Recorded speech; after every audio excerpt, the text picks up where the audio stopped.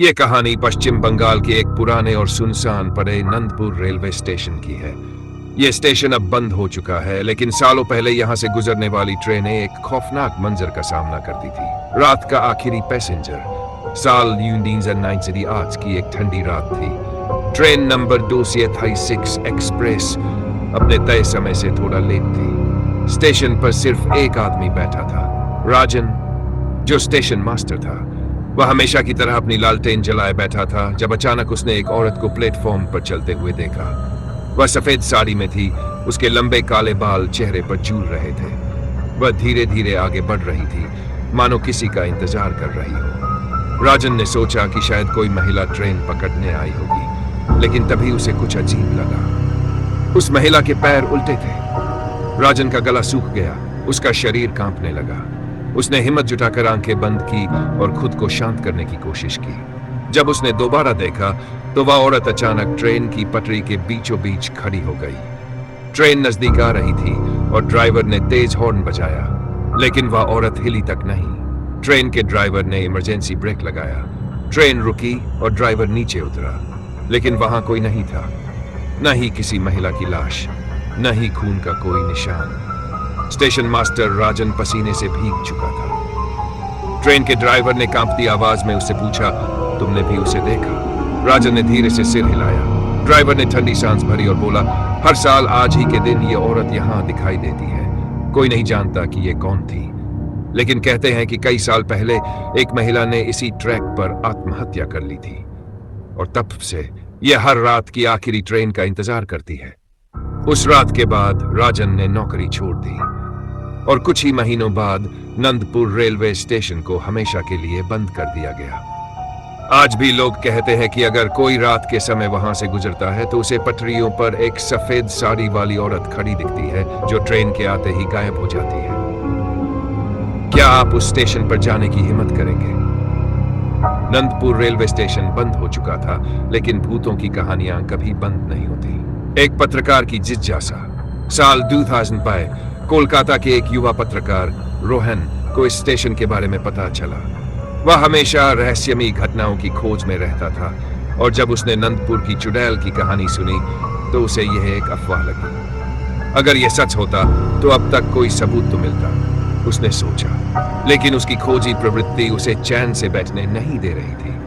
उसने फैसला किया कि वह रात के आखिरी पहर स्टेशन जाकर खुद सच्चाई पता करेगा। स्टेशन 30 नवंबर की रात थी। रोहन अपने कैमरे और रिकॉर्डर के साथ स्टेशन पहुंचा। वहां अब कोई भी नहीं आता था। प्लेटफॉर्म टूटा फूटा था, घास उगाई थी और पुराने बोर्ड पर जंग लग चुका था। चारों तरफ एक अजीब सन्नाटा था। उसने अपनी घड़ी देखी, रात। उसने कैमरा ऑन किया और रिकॉर्डिंग शुरू की। नंदपुर रेलवे स्टेशन, एक जगह जहां लोग कहते हैं कि एक चुड़ैल हर साल इसी दिन दिखाई देती है। आज मैं यहाँ अकेला हूँ और देखते हैं कि यह कितना सच है। वह पटरियों की तरफ बढ़ा और वहां बैठ गया। अचानक उसे ठंडी हवा का झोंका महसूस हुआ। उसके शरीर में झुरझुरी दौड़ गई। फिर प्लेटफॉर्म के दूसरी तरफ हलचल हुई। सफेद साड़ी वाली परछाई। वह मुड़ा और देखा, एक औरत धीरे धीरे पटरियों की ओर बढ़ रही थी। उसकी सफेद साड़ी हवा में लहरा रही थी और उसके लंबे बाल चेहरे को ढके हुए थे। लेकिन सबसे डरावनी बात थी, उसके पैर उल्टे थे। रोहन की सांसें तेज हो गई, लेकिन उसने हिम्मत नहीं हारी। उसने कैमरा उसकी तरफ घुमा दिया।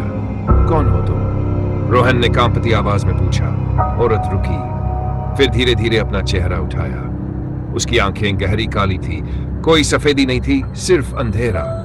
फिर वह धीरे धीरे मुस्कुराई, लेकिन उसके होंठों के दोनों ओर खून बहा था। रोहन की पूरी हिम्मत टूट गई। उसने दौड़ लगानी चाही, लेकिन उसके पैर जैसे जम गए थे।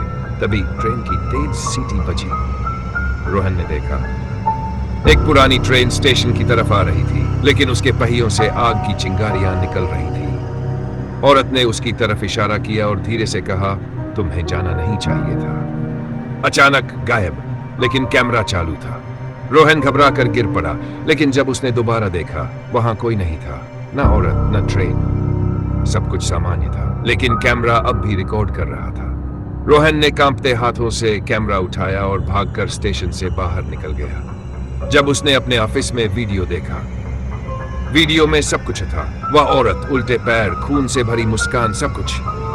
रोहन ने इस वीडियो को दुनिया के सामने लाने का सोचा, लेकिन जैसे ही उसने वीडियो अपलोड करने की कोशिश की, लैपटॉप बंद हो गया।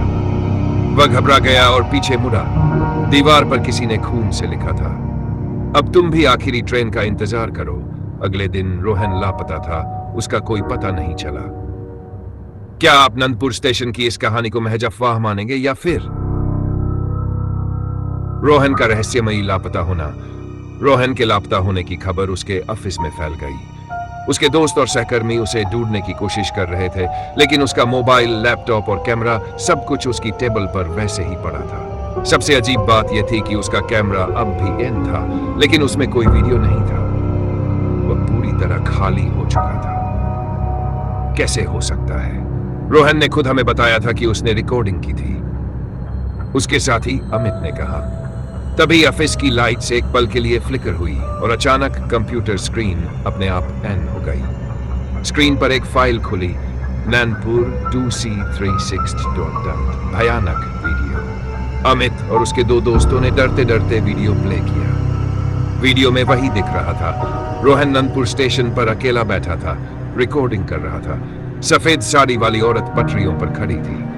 फिर ट्रेन आई और अचानक स्क्रीन पर सिर्फ ब्लैक स्क्रीन आ गई। इसके बाद एक और क्लिप चालू हुई, लेकिन यह रोहन की रिकॉर्डिंग नहीं थी। अब वीडियो में एक नया दृश्य था, एक पुराना टूटा फूटा कमरा जिसकी दीवारों पर खून से कुछ लिखा हुआ था। कैमरा धीरे धीरे आगे बढ़ा और फिर रोशनी पड़ी एक कुर्सी पर बंधे हुए आदमी पर। वह रोहन था। उसकी आंखें खुली थी, लेकिन वह बिल्कुल सफेद पड़ चुका था, जैसे उसकी आत्मा शरीर से खींच ली गई हो। तभी स्क्रीन पर अजीब सा डिस्टॉर्शन हुआ और एक धीमी डरावनी आवाज आई, अब अगला नंबर तुम्हारा है अमित। दरवाजे पर दस्तक।